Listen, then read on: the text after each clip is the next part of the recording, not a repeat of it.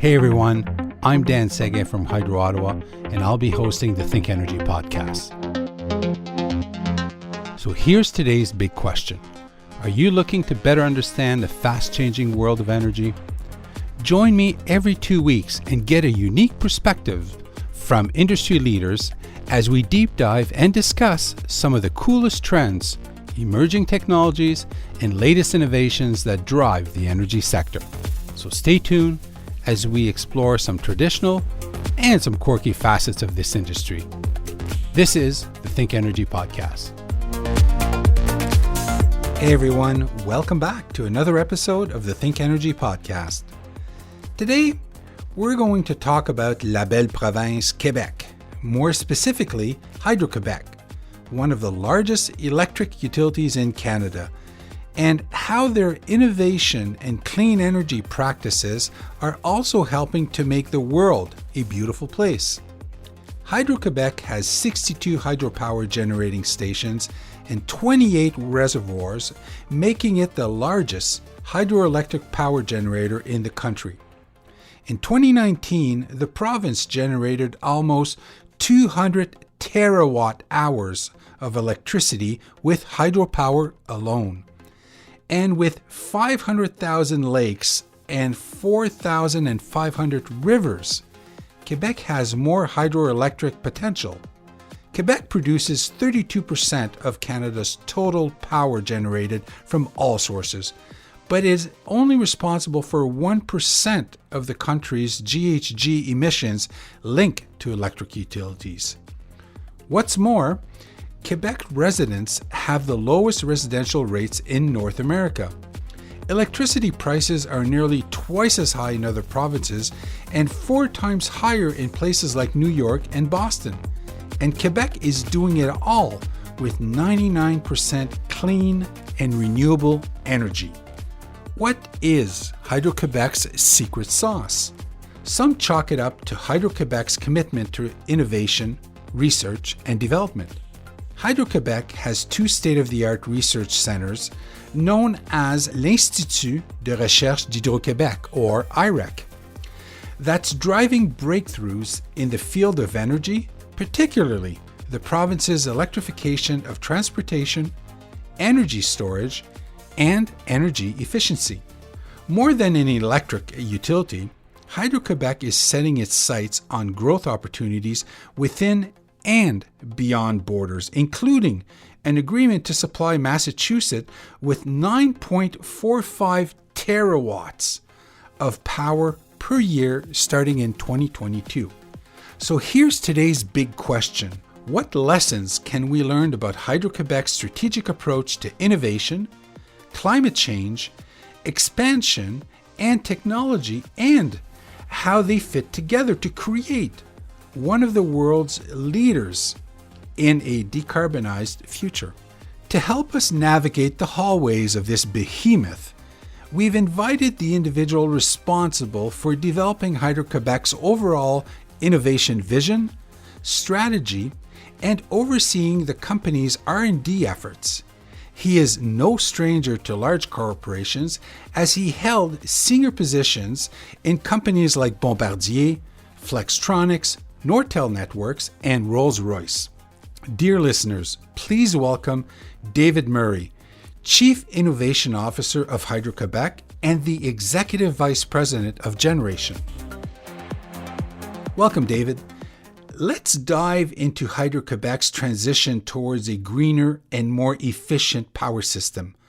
What have been the biggest drivers for change and innovation that has led the organization to where it's at today? That's a great question. So obviously we are privileged at Hydro Quebec.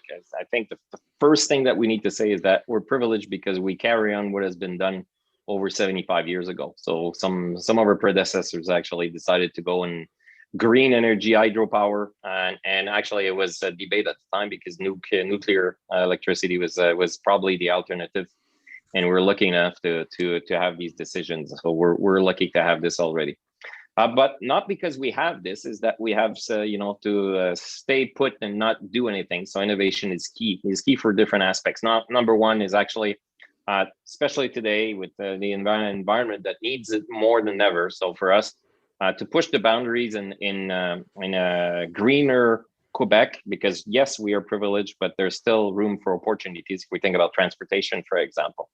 Second aspect is obviously sometimes a bit sensitive, but profitability. So we're privileged to have very, very low rates, and obviously not only to export our electricity, but also for having more of the electrification in Quebec province. So profitability, I would say, is the second aspect that we need to push the boundaries in terms of innovation, and I would say the last aspect is actually the social aspect. So we have to be there in terms of keeping the rates as low as possible for the Quebecers. So for us, it brings us to a position where we need to innovate, we need to think differently, and actually we need to push ourselves in defining the Quebec, energetic Quebec of tomorrow. And this is what the team is doing. And obviously we're privileged because we have our research institute where we have about 500, scientists working day in, day out on pushing the envelope. So we're actually pretty in good position, and it is quite exciting to see what's going on right now at their research institute. Let's move on to the next question. The profitability of Hydro Quebec's operations allow you to pay a significant dividend to your shareholder, the Quebec government. Can you outline for us how this benefits constituents and contributes to the Quebec economy? Yeah, so roughly every year we do contribute roughly, if I include taxes, if I include the rights on water, we contribute about 3.6 billion to the Quebec government. So which is not quite important for obviously for the government, especially in those times where our different governments are giving subventions, helping out into the pandemic situation. So this is one. Number two is what's important to understand also is that we do invest quite large amount of money into the Quebec province. So for example, we give roughly $3.5 billion of contracts into Quebec economy year over year. So you're talking, roughly $7+ billion of return that we're generating either tax or we're generating work into the Quebec province. So we are certainly an important aspect of the Quebec government. David, last year the federal government released a report stating that hydrogen will play a key part in Canada's plan for net zero emissions by 2050. What role will green hydrogen play in Quebec and its future energy mix? Yeah, so hydrogen, it's certainly something that is on the rise in terms of visibility. Major investments going on through the world. If you think about Japan, the Olympics are supposed to be, based on hydrogen. Germany is also very, very focused in terms of investments, and more now in North America. So obviously, it's going to be key. So it's going to be the same in Quebec. So and we already moved on a couple of projects. We've announced lately projects in the petrochemical area, 88 or 90 megawatt electrolyzer that we've put in place. So you can imagine the size of the project, which is key. And there's another 20 megawatt that we're also pushing in Bécancour for another company. So we're roughly already involved with 100 megawatt in terms of hydrogen. So for sure, that's going to be key. The other aspect that Hydro Quebec is looking into and questioning itself is about transportation. So transportation for larger vehicles, I would say. So smaller vehicles is going to be most probably electric. There's a lot of debates on this, but the momentum is there with the technology right now. So, but hydrogen, I think, is going to be a use for larger vehicles, and we're looking into this. We have different projects that we're looking into, but at the same time, we need to do it in the right time because you need the ecosystem to be there. So, but at the same time, if you don't do it, the ecosystem is not going to be there. So it's kind of a vicious circle. But definitely, we believe that hydrogen is going to play a role into reducing the GHG emission, and our belief is that transportation is certainly going to be key into that aspect. Now, since 1970, Hydro Quebec's Research Institute, IREC, has been developing advanced technologies and applications tailored to the energy sector to help improve the performance of its power systems and better serve customers. How and why was IREC founded? What is its purpose? And what are the pillars that drive its vision?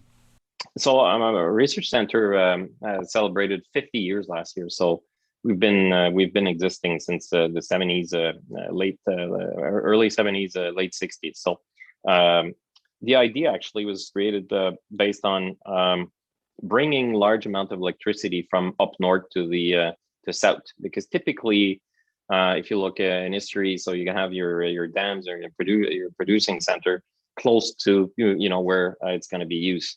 But Quebec was built a bit different, where the large amount of water is up north, so we had to be creative, and this is where Mr. Archambault with the research center was put in place in order to find ways to bring the electricity from up north to south. And we needed large ways to transportation lines. So this is where the 735 kV line created. So it really changed the way of doing business, and instead of passing like multiple lines, you had one line that could do it all. So that was actually critical in the energy transition for Hydro Quebec. But now the Research Institute keeps pushing it. So we want to keep the boundaries higher and push the limit in terms of electrification. And if you think that the system and the energy sector has been pretty stable the way it's been doing business year over year, now we're part of an energy transition. So our IREC, our research center, is going to become key in a couple of aspects. Number one, resilience of our network. So obviously, with the climate changes and everything that's happening, you have to think differently of how you're going to be building your network. Second is efficiency. Obviously, we're privileged because we have one of the lowest rates, on the planet. But that doesn't mean that we, have to take it for granted. So the team is working on finding ways to do our lines better, different materials, for example. We've pushed lean also into Hydro Quebec in order to, build some processes that'll be keeping our rates as low as possible. Number three is going to be the energy transition. I was talking about it earlier. This is crazy. We're living something that's as big as the telco changes, I would say, with the energy transition. Just go back 5 years. The world was completely different, and we're probably just at the beginning of it, where we're going to bring IoT devices and a new technology, new ways of producing, decentralization, behind the meter. So, there's so many things happening now. So there's so many variables. So it's important for our researchers to think about this and what's the best for the Quebecers, what's the best in the network to accommodate all these changes. And last but not least is really working,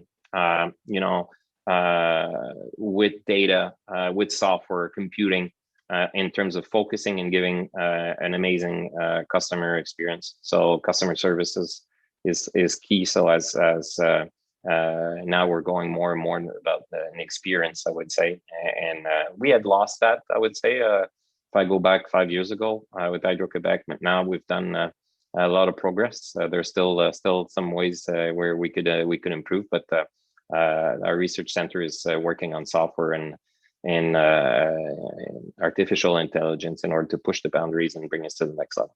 Okay, let's keep on going here with technology and innovation. I'm fascinated about your robotics department, and in particular, how you're leveraging drones that have the capability to land on energized conductors. Can you tell us about your robotics program and how these drones you developed are helping you with some very dangerous jobs? So you're touching a very important subject, because I am a drone pilot. So I'm fascinated by drones. So I have my license, and I fly them once in a while. A couple of years ago, 2-3 years ago, I was at the research institute, and I was walking by robotic department. The guys were playing with the drone. I could see them on the table, and I was like, okay, I'm going there. I gotta go and see. And so I meet the team over there and telling them, bragging a little bit, saying, I'm a pilot, a drone pilot and everything. So I said, oh, that's cool. So, and I said, so, okay, so come here and try that, if you want to fly the drone, I'm like, oh, okay, that could be interesting. And then I asked the price of the drone. I says, forget about it. So we're going to keep the experts doing what they do, and I'll stay on this side of the table. So drones, obviously, these are new technologies. We have developed with our robotic team different tools now, I would say, to help us out. So we have line rangers, for example. It's a little spider that goes on the lines and can inspect miles and miles of lines, which is great because it's safer. We don't have to put people into this. I don't have to, hijack these our employees and to make sure that the lines are okay. So these devices now can make analysis on online, and you can take recording pictures, whatever you want, X-rays. So this is crazy. And now next step is really to bring on drones. So drones can land on 735 kV lines, do inspections, and you can imagine the speed of doing things. So it goes back to what I was saying earlier. So health and safety is improved. Your efficiency and resilience of the network is there, and you're doing it efficiently. So it's helping out on reducing the rates and keeping the rates low. So we're looking at different aspect now. So we're using it also on dams inspection. So up north you're going. So before you used to strap a guy, and go and inspect the side of the dam and everything. So now you just fly the drone. It takes a fraction of the time, safer, and you get you can do more at a certain level same time. So this is key. And the next thing that we're looking into is actually a fly the drone over stations, power stations, and look at thermographic images to be able to detect if there are any weaknesses or pre-defects, so we can be more effective. So again, you can imagine the speed that you can do versus having people stop people working, disconnect the power into this, and it's very inefficient. So now we got to use these technologies. So quite exciting, but I'm not going to fly these drones. I'm going to let the experts do it. For many years, David, Hydro Quebec's pursuit to electrify transportation has revolutionized the electric vehicle sector in the province while supporting provincial decarbonization. It's safe to say that the electrification of transportation is a major growth driver for Hydro Quebec. What are some of the examples of synergies you developed to help drive the mobility sector? Yeah, so I would say just saying a major contributor on the growth. I would say it's an important contributor, but it's not that big for us. I mean, if you think about having all the electricity, if you have 1 million vehicles, it's about 3 terawatt-hour. If you have most of the vehicles for, let's say, 4 million, it'll be like whatever 12 terawatt-hour. So when you think that we can produce over 200 in a year, so that's important, but it's not huge in terms of volumes. But we're still pushing it, and we're pushing it because it's going to help reducing the GHG emissions. So for us, it's key that we stay a leader in Canada and in the Americas in terms of like EVs. So we have partnership with our governments, obviously, that giving subventions in order for getting the cars. We actually, in terms of working out and making it easy for customers, we actually acquired a company called AXO, AXSO. We've launched a new software in last June, and actually you just enter the spec of your cars, and it'll tell you where to go with it and what's the best route, where are the stations. And we actually, it was interesting because when we launched that, on Apple, actually Apple called us to say what's going on with this software. So because we had hit like number 7 on the day or something. So pretty happy about this. So this is going to be key. And the next step is working. Obviously, we're partnering is working with the Quebec government. So we're looking at next steps now to increase the number of recharge stations that we have throughout Quebec. 2,500 fast charging stations that we've announced by 2030, and we want to add on top of that. So we want to make sure that people feel secure about taking the electric cars and going wherever they want. So that's quite exciting, and obviously the environment needs it. So as fast as we can do it, the better it will be. Let's move to renewables. It's clear that Hydro Quebec has become a world benchmark in the generation of clean, renewable energy.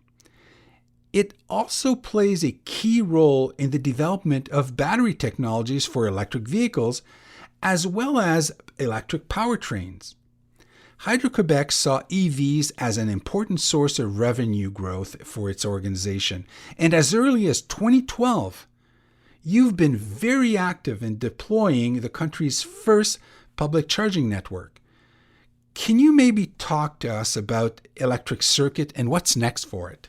Yeah, so the electric circuit, like I was saying, we're going to push a higher number of recharge stations and increase the confidence. What we're doing also in terms of all the electrification of Quebec, we're pushing the boundaries also where we believe that there are some roadblocks. And for example, if you think about electrification of larger vehicles like school buses, for example. And one thing that we're looking into is trying to remove the roadblock of infrastructure investment. It's all nice because sometimes you go in the news and someone bought so many buses electric, which is great. Yeah, it's great stuff. But behind it, I mean, there's all the infrastructure, and this is a roadblock because it's major investments that these companies have to do. Today, it's very simple. School buses, they just put diesel in and they just go. But now if you go electric, the game is changing. So they need stations, they need to understand, when do they recharge? What's the cycle? What's the best timing of it? And not, overkill all the capex that you need in order to make it work. And this is something that we're working now. So we want to put Hydro Quebec in the middle of that, working with different partners, and to ease all the capex that's required for these school buses throughout the Quebec province. And this is going to be good also for public transportation. So, it's the same thing for them. I mean, it's major now. They have these big garages. So when you think, the number of school buses you have in Ottawa, for example, I mean, imagine when you have to convert all this to electricity. I mean, the guys upstairs, they're going to look at this and say, man, that's going to take a lot of capex, right? How are we going to do this? And I knew the bus. You have to have all the investment that's going to be done behind it. So that's key. And this is something that we want to tackle, and we're working now, and we're working with the Quebec government, but we want to be an enabler into this, and that's where we're focusing on, which is quite interesting. And last point, I would say is we can't forget that Hydro Quebec has developed electric motors. So we had a subdivision company called TM4, which is in Boucherville, right here near Montreal on South Shore, and we've developed an amazing electric vehicles motor. And we actually sold a portion of the company, so we still own like 45% of the company. But we made a partnership with Dana in the U.S., and Dana is like a large company that's been there for over 100 years. So they selected our motor, and now we're deploying these motors around the globe. So that's really something that's actually pretty cool. So to have Hydro Quebec participating around the globe and electrifying it's for larger vehicles, but it's actually quite interesting. And I had the pleasure to try one of the vehicles actually. So in Shawinigan, we have this place where we built two houses where we wanted to push the boundaries about energy transition. And we had our scientists from a research institute, and at the time it says, guys, go crazy, have fun. And we have one whole house that's a decoy that can, do the comparison with the house that's fully equipped. And it was interesting to see all they've done. So we have solar panels, on the roof. We have battery in the basement. We have, all the technology behind IoT and thermostat, lights, and everything that you can imagine. It's exciting to see. And in the living room, you have this major screen, like TV screen, but you take your tablet, just type opening up, and then you have your whole network. And in the garage, you also have a device that can take your car electricity. So we had the Jeep Cherokee that we converted, and we put our motor, a TM4 engine in there, and I had the luxury to drive it around and park it in the garage and connect the car to the house. And then now the car was actually a provider for the house. So you can imagine now if there's an outage, your car can become your battery. So it's quite interesting. And then the scientists have done all kinds of simulation as we were there with our CEO at the time and all the management team, and we showed what we had, which led today to our first microgrid. So in Lac Mégantic, Lac Mégantic in Quebec had a big tragedy, and a lot of people died when a oil train derailed. And so we had meetings with the mayor at the time, and we decided to spin that and having Lac Mégantic like a futuristic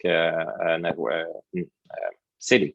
And now we are connecting as we speak. We are connecting all these devices and all these houses that we've done. So we had 2 in Shawinigan, and now we have a copy-paste version that are being built in Lac Mégantic, of which we're going to be using all this technology. So quite exciting to see how we're turning and how this is going to help in terms of electrification of the grid, actually. That's very interesting. Okay. Now, hoping you can shed light here. With electrification comes more demand on Quebec's electricity grid, particularly during peak periods.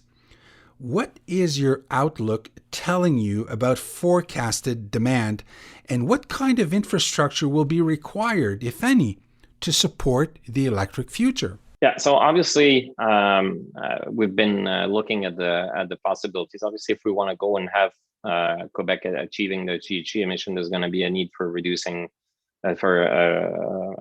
increasing the level of electricity consumption. So our distributor is looking into this on a yearly basis to see how that growth is coming, and we've seen that growth over the past couple of years. So definitely there's if we want to achieve all the possibilities, not only for Quebec but also for the different provinces, as we are a large exporter of our energy. So I think there's going to be great opportunities for us. So we're looking at different aspects. But before we go actually in saying we're going to produce and add capacity, the number one priority is actually to find ways to reduce the consumption. So energy efficiency is key, and this is something that we're looking into. So we launched a sub company that's called HILO, HILO, of which is going behind the meter, is actually erasing the demand on peak timing. So and actually it's rewards. So we're asking people to participate, and they have the options to participate or not. But actually, if they got the equipment, it's because they want to use it. And it gives us, opportunities when there's demand, high demand, an opportunity to reduce our consumption and not use buy electricity from external means or start fossil peakers in order to supply the demand, because there are a couple of hours during peak times that we have challenges. So, but it's only a few hours. And we've launched that, and it's been very, very successful actually. So now we can erase. So you can imagine that it's a winner because it prevents you to invest. So it pushes investments. And obviously, if you do invest, there's going to be an impact on your rates. So this thing got to pay itself. So good for the rates, because we're pushing investments. Second is good for the environment, because we're not building lines through forests, and it's never popular. I mean, everybody wants electricity, but nobody wants it in their yard. So it's always a catch-22 trying to explain that to people.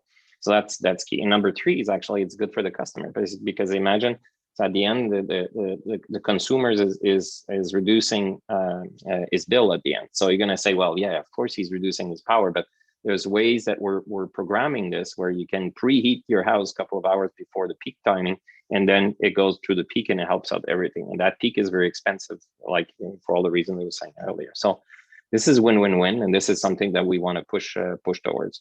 In terms of an investment going forward, obviously we've built our first solar park. So we have 2 solar parks that we started. Wind is becoming also very competitive. So, but wind and solar is for energy, not for power. And people don't always make the difference between the energy and power. So energy is the consumption you're having, every second that you're going. But the power is when everybody gets home at 5 o'clock and puts everything on and put all the breakers on, and they consume, and then everything spikes. So we have to sustain not only the energy that goes, but the power that goes in. and that's where ILO is gonna be a key into making the future. And we have very interesting projects coming with ILO. So now we started only with thermostat, for example, but we're coming with other stuff that we've built in our house in Shawinigan that's going to change the way of building a network and change the way of consuming the electricity. Let's move on to the next question. Hydro Quebec's road towards reconciliation has involved economic inclusion of the First Nations and the creation of opportunities for current and future generations. Wondering if you could talk to us about the importance of that relationship and the 200 megawatt wind farm to be built in Quebec's Côte-Nord region. Yeah, so obviously working with the communities is key, and we've been doing so for many years. So we've done many projects throughout the Quebec province. So this is not new. We have over 40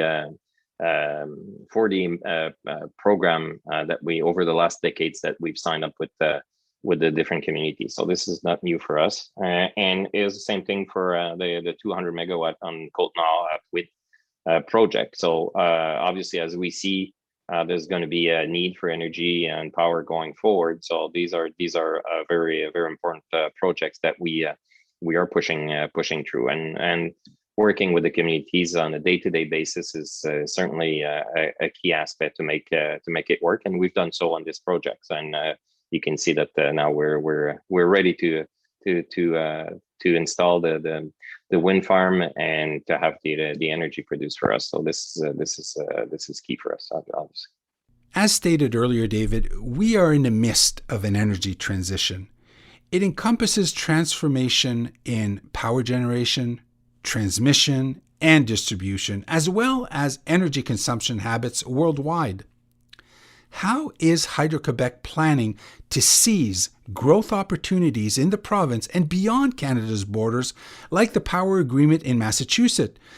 What is, again, the ultimate goal and vision? So when we started the plan a couple of years ago, we had surpluses, in all the dams that we had, and we had the Romaine. The 4 dams in Romaine River that was being built, and which was 1,500 megawatts. Obviously, when we started if you go back a couple of years ago, we were seeing a huge growth in Quebec. This is why we had to build Romaine, and that growth didn't come as timely as we were expecting. So it gave us an opportunity to use that electricity and to share it with our neighbors, which we've done. Year over year, we're exporting about roughly 30 terawatt hour of electricity, which is quite significant. And this is something that we're doing through New Brunswick, Ontario, obviously all the different states around us and northeast. So this is key. So for us, it's great opportunity. It brings back money, in the Quebec province, obviously, but it also helps the different states and provinces to reduce their GHG emissions. So for us, this is quite important deals for us, as it reduces our surplus, brings back money, so it's good for the balance, commercial balance in the Quebec province, and contributes to helping out the government in terms of profitability. And this is money that goes back into the Quebec province. So these are projects that are key in making the GHG mission and bringing the profitability for the Quebec province. So very important for us, obviously. Moving on. What role does energy storage play in your deployment and supply of renewable energy?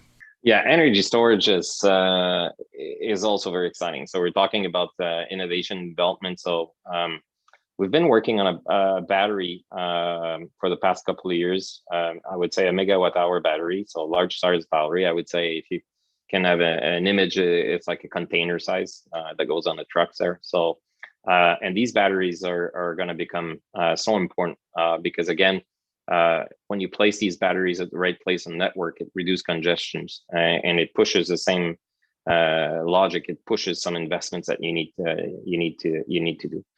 Second aspect, it's sometimes you have reserves online, and you could remove that reserve also with the batteries. So batteries will become an important tool, I would say, as much as a transformer, for example, or a power line. So it'll become a base into the grid of the future, or the design grid of the future. And so we have our own battery, which is its own recipe, which we believe is safer than any battery that can exist. It's so safe in our mind that we will actually put it on the roof of Hydro Quebec in early 2022 with solar panels and capture electricity. And you're never going to see this. If you go in the field and you see these batteries that are existing, they're huge with like 4 backup systems and so many protections, and it's very, very heavy and very, very costly. So for us,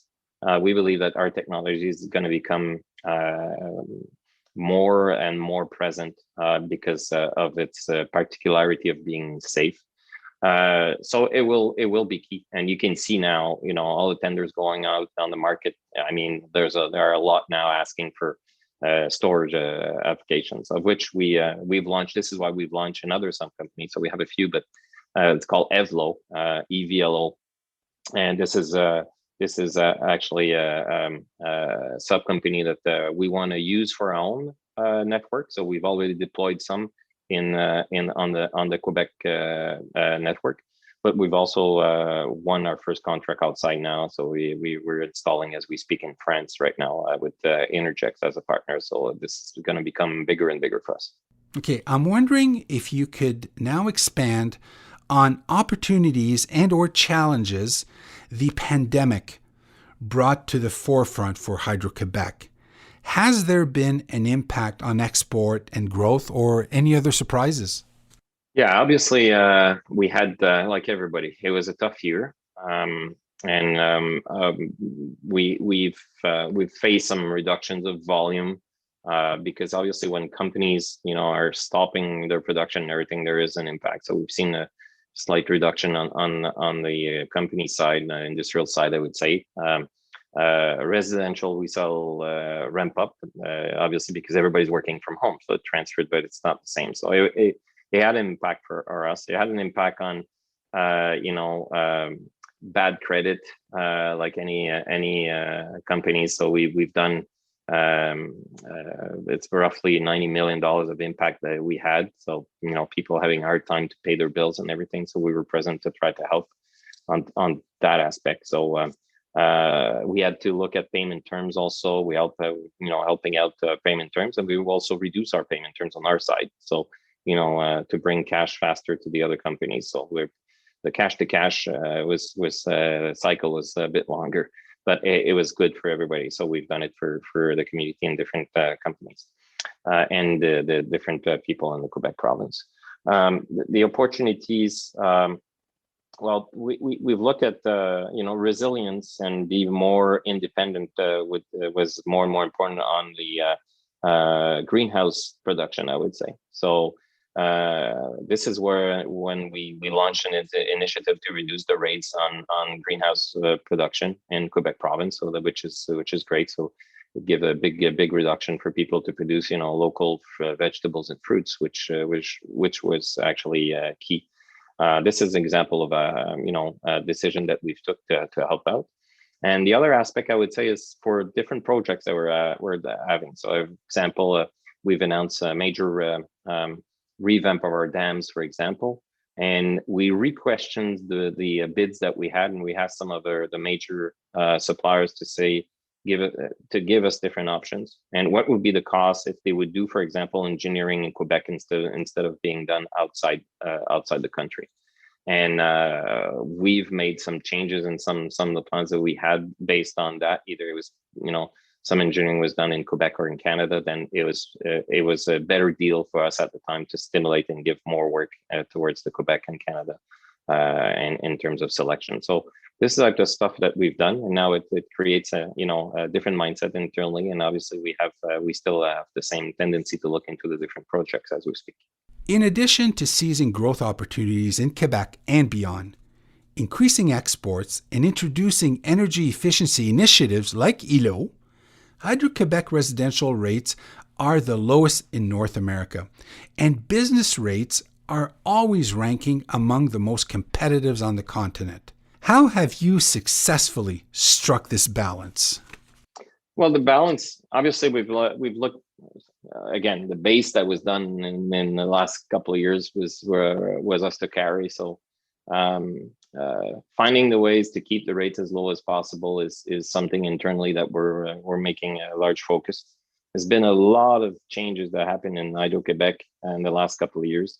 So sometimes I always say that there's two major transitions at Hydro Quebec that we live right now. The first one is the energy transition. The second one is within Hydro Quebec's wall. So all the synergy that has been done, the efficiency that has been done, bringing lean lean thinking in the way we're doing business. So we have over 2,600 cells of lean right now. A cell would be the line employees with their managers and up in the office. So where we have stand-up meetings and we have 6 pillars, and we're looking at health and safety and productivity and employee and what are the issues, and raising issues to the next level if it's not done and bring it back the next day. So a lot of work that has been done, and we can't keep that take that for granted. But it's been a huge transformation that happened, and this has made significant changes and helping out in keeping our rates down. So year over year, you're facing up salary increase, you're facing up, material buy purchasing increase. So you have to balance this out, and this is our way to do differently. And the second thing is innovation, obviously. So trying new ways. We were talking about drones and all these technologies. Obviously, they're helping out and making that balance. And for us, it's very important that we keep these rates down. We're happy. We're proud, and we want to keep it this way. So it's good for people in Quebec. It's bringing opportunities for businesses to come and install themselves in Quebec for not only the rate, but also because it's green. So we have more and more demand. For example, data centers, for example. So these are great opportunities for Quebec, and it creates at the same time important, very good job in technology. So this is something that we push and we want to keep going. Okay, finally, the rise in digital technologies has brought sweeping changes in how we all live. As we know, millennials are now North America's largest cohort. They have now overtaken boomers as the largest population group in North America. These digital natives grew up with chatbots, smart speakers, and smartphones. With that in mind, how has Hydro Quebec engaged with this generation? Where do you see the greatest opportunities for Hydro Quebec? Yeah, it's a major shift, and I live at home too. So I have millennials and I have the younger generation pushing. So she calls me the boomer. I keep telling her I'm not a boomer, but I guess I'm acting like a boomer. I don't know, but I guess it is important to think differently and to bring them on board without forgetting the base, without forgetting what the boomer and all our generation has done past. I think it's an evolution. And there's nothing good or bad. It's always the mixture of things that makes it better. But obviously, we have to think differently because it's a different, technology is all over the place within the younger generation. So there's been a lot of changes into our communication team. This team is quite amazing. Keeping connection through media, web, name it, Facebook, and all these new software that's where my daughter is going to say I'm an old generation because I named Facebook, and Facebook is not for us, but it is what it is. Snapchat and all this stuff. But we've done a lot to keep the connections. Our social media team is actually amazing. So they've done quite an impression sometimes, answering some of the questions, answering some of the tough questions where we're sometimes being criticized, but bringing a twist, which is attracting the younger generation. And we're getting more and more popular, and some of these tweet that's happening on the web. So we've added also 2 YouTubers into our the company. So 2 guys trying to explain to the younger generation, how electricity works. And it is, I was saying about connecting the old and the future, it is important because nobody really understands how electricity is produced. They just put the switch on, and they believe it's happening from the sky, from the cloud, I guess. So to make them remember that the how this was built in the past, our pioneers has provided us that luxury that we have here in Quebec. So this is actually very very interesting to see, and having these young guys through YouTube explain to them how it works and how electricity is produced. So to bring the connection between the old world and the new world, I would say that. And the rest, like I was saying, bringing them together with the social. We have over 20 social media accounts that the team is working on and trying to connect the new generation. And we have them in-house as they're coming in-house and they see what's going on there. They're helping out the older generation like me to connect with the younger generation, and obviously pushes the boundaries. And it makes it's great because they're also pushing us into a different direction, which is key. Because at the end, they want to come and work for a company that's innovative and that's to the level of what they're expecting. And this we have to adapt certainly. Okay, David, are you ready to close us off with some rapid fire questions? Anything, that's good. What is your favorite word? Efficiency. What is your ideal electric vision for Hydro Quebec's future? Electric vision is everything that's energy transition, IoTs, behind the meters, energy efficiency, I would say. What is the one thing you can't live without? My phone. What habit or hobby have you picked up during shelter in place? You know what? This is quite interesting. I guess the older generation, but I had I was two things. Number one is a vinyl record. So I don't know for what reason. So I started to go back on vinyl, and so once in a while, good old way of going. It's so easy now, you just click and it comes from the cloud. But just to get up and put the vinyl, and after like 5 minutes, it's done. You got to stand up and go. But I guess it's my old age kind of kicking in. So that's number one. And number two is actually taste from the past. So my spouse was asking me what I wanted for Christmas, and I said I want a Atari 2600, and she said, "What? You mean the PlayStation 5, right?" I said, No, I want Atari 2600. And she's, "Where the hell do I buy this?" I have no idea. Just find it, and she did. So now I'm just going back in time. And so I don't know. I guess pandemic has brought us back to our roots and to some of the basics. So I don't know. It must make me feel comfortable to play Pitfall, I guess, during Christmas. Holiday. I've never played since, but it's okay. I have it if I want to play it, and it's mine. I told everybody, don't touch it, don't break it. Now, if you could have one superpower, what would it be? Fly, I guess. It goes faster. The typical, I've asked that question and everybody breaks the mold, and by saying I want to cure all illness, and then nobody else can speak after that. So that would be probably the political answer, but fly is my answer. And David, if you could turn back time and talk to your 18-year-old self, what would you tell him? Don't change anything. Just that's it. Don't change anything. And lastly, what do you currently find most interesting about public life? Most interesting? I'll be honest, like I am. Public life is actually sometimes the difficulty of media, I would say. So, Hydro Quebec is like 13 times in the papers every day, and sometimes not the way for other reasons than good reasons, I would say. Not all the time, but it's I would say that's probably the thing that's after 5 years in the industry, when you're coming from a private company, you're coming public. Obviously, I didn't know what to expect. Everybody told me, but it is what it is, and it's okay. I mean, it's part of the business, I would say. Well, David, we've reached the end of another episode of the ThinkEnergy podcast. Thank you so much for joining me today, and I hope you had a lot of fun. Cheers, my friend.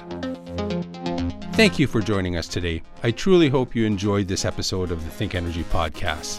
For past episodes, make sure you visit our website, hydroottawa.com/podcasts. Lastly, if you found value in this podcast, be sure to subscribe. Anyway, this podcast is a wrap. Cheers, everyone.